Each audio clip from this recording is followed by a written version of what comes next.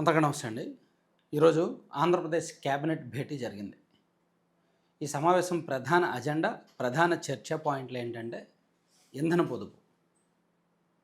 అలాగే ఈ అంటే మొన్న నరేంద్ర మోదీ గారు చెప్పారు కదా ప్రధాని గారు, ఆ అంశాల మీదే.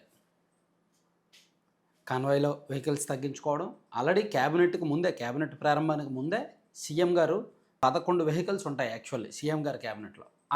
వాటిని 3కి కుదించారు. కేవలం ఇప్పుడు 3 అత్యవసర పరిస్థితుల్లో ఇంకోటి యాడ్ అయ్యి మాక్సిమం 4 మాత్రమే ఉంటాయి. అండ్ నారా లోకేష్ గారి క్యాబినెట్ కాన్వాయ్‌లో గతంలో 6, 7 ఉండేవి. ఇప్పుడు కేవలం 2 వెహికల్స్ మాత్రమే ఉంటున్నాయి. అలాగే ప్రతి మంత్రి కాన్వాయ్‌లో కూడా 2 వెహికల్స్ మాత్రమే ఉంటాయి. అది ఆల్రెడీ క్యాబినెట్‌లో చర్చించారు. క్యాబినెట్‌కి ముందే సీఎం గారు, డిప్యూటీ సీఎం గారు, లోకేష్ గారు, కొంతమంది మంత్రులు కాన్వాయ్ తగ్గించుకున్నారు. అలాగే ఈరోజు క్యాబినెట్ భేటీలో కూడా ఈ అంశాన్ని చర్చించారు. అధికారులు కానీ ఎవరైనా సరే మ్యాక్సిమం ఇంధన పొదుపు పాటించాలి, వెహికల్స్ వాడకాన్ని తగ్గించాలి. మంత్రులు వీలైతే వారంలో ఒకరోజు ఏదైనా పబ్లిక్ ట్రాన్స్పోర్ట్ ఉపయోగించాలి, తమ వాహనాలు వదిలేసి.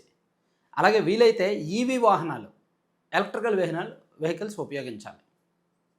దానికి సంబంధించి ఈవీ వెహికల్స్ కొనుగోలుకి అవసరమైతే ప్రభుత్వం సబ్సిడీ ఇస్తుంది, కొన్ని ప్రోత్సాహకాలు ఇస్తుంది. కొత్తగా ఛార్జింగ్ స్టేషన్లు కూడా పెట్టడానికి రెడీ అవుతుంది ప్రభుత్వం.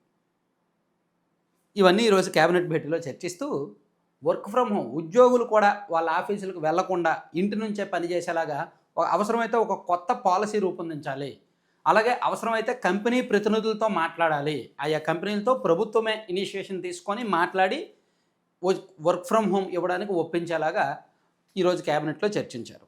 ఈరోజు క్యాబినెట్లో 40కి పైగా అజెండా అంశాలు అన్నమాట. అందులో పొదుపు చర్యలు, ప్రభుత్వ ఉద్యోగులకు వర్క్ ఫ్రమ్ హోమ్ కల్పించే విధానం, ప్రైవేటు ఉద్యోగులకు కూడా వర్క్ ఫ్రమ్ హోమ్ వచ్చేలాగా, అలాగే భారీ పెట్టుబడులు, పారిశ్రామిక అభివృద్ధి, శుద్ధ ఇంధన ప్రాజెక్టులు, మౌలిక వసతుల కల్పన విస్తరణ, డేటా సెంటర్లు, ఆటోమొబైల్, సిమెంట్, ఫుడ్ ప్రాసెసింగ్ రంగాల్లో పెట్టుబడులు, అలాగే వివిధ భూ కేటాయింపులు, ఈ అంశాల మీద ప్రధానంగా చర్చ జరిగిందనమాట.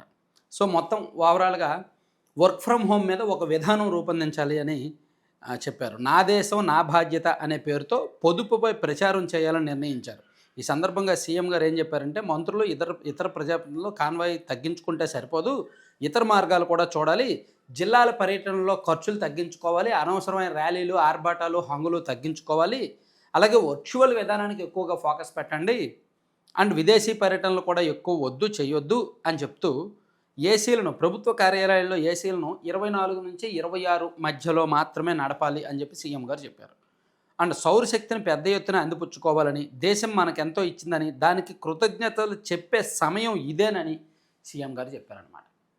మీకు అర్థమైందా? ప్రధానమంత్రి నరేంద్ర మోదీ గారు 4 రోజుల కిందట ఒక పిలుపు ఇచ్చారు. ఆ పిలుపులో ఎంత సీరియస్నెస్ ఉంది అనేది ప్రభుత్వం ఈ నడుస్తున్న తీరు మనకు అర్థం పడుతుంది.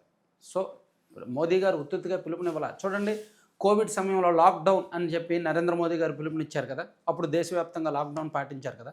అంతకుముందు నోట్ల రద్దు లాంటి పిలుపులు ఎలా ఉన్నాయో ఇప్పుడు ఇది కూడా అటువంటిదే. ప్రజలు సీరియస్గా తీసుకోవాల్సిన అంశమే. పొదుపు, ఇంధన పొదుపు. అవసరమైతేనే వెహికల్స్ వాడాలి, అండ్ అవసరమైతేనే ఆఫీస్కి వెళ్ళాలి, లేదంటే వర్క్ ఫ్రమ్ హోమ్ చేసుకోవాలి.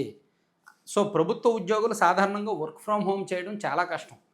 దానికి కూడా అవసరమైన పాలసీ రూపొందించడానికి ప్రభుత్వం చెప్తోంది. సీఎం గారు చెప్పారు, పాలసీ రూపొందించండి వర్క్ ఫ్రమ్ హోమ్ చేయడానికి. వారంలో ఒక్కరోజు మాత్రమే ఆఫీస్కి వచ్చి పనిచేస్తారు, అవసరమైతే 2 రోజులు వస్తారు, మిగిలిన రోజులన్నీ ఇంట్లో చేసుకుంటారు, మ్యాక్సిమం ఆన్లైన్ వర్క్. అలాగే ప్రైవేట్ ఎంప్లాయీస్కి కూడా వర్క్ ఫ్రమ్ హోమ్ చేసేలాగా ఆయా కంపెనీలతో మాట్లాడండి అని చెప్పారు. ఇలా అనేక అంశాలను చర్చించారు. క్యాబినెట్ వీటితో పాటు భూ కేటాయింపులు అవి ఇవి జరిగాయి అన్నమాట. కాస్త ఇంట్రెస్టింగ్ అనే కొత్త అంశాలతో జరిగింది క్యాబినెట్ భేటీ. Thank you.